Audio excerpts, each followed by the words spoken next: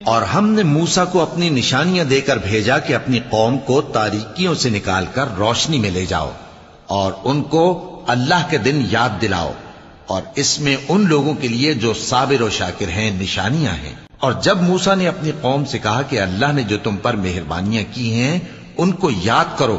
جبکہ اس نے تم کو فرعون کی قوم سے رہائی بخشی، وہ لوگ تمہیں برے برے عذاب دیتے تھے اور تمہارے بیٹوں کو مار ڈالتے تھے اور تمہاری لڑکیوں کو زندہ رہنے دیتے تھے،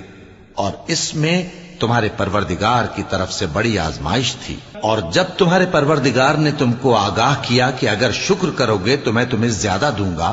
اور اگر ناشکری کرو گے تو یاد رکھو کہ میرا عذاب بھی سخت ہے۔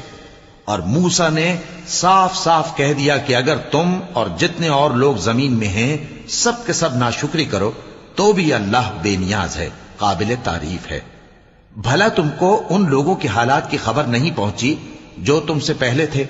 یعنی نوح اور عاد اور سمود کی قوم اور جو ان کے بعد تھے، جن کا علم اللہ کے سوا کسی کو نہیں۔ جب ان کے پاس ان کے پیغمبر نشانیاں لے کر آئے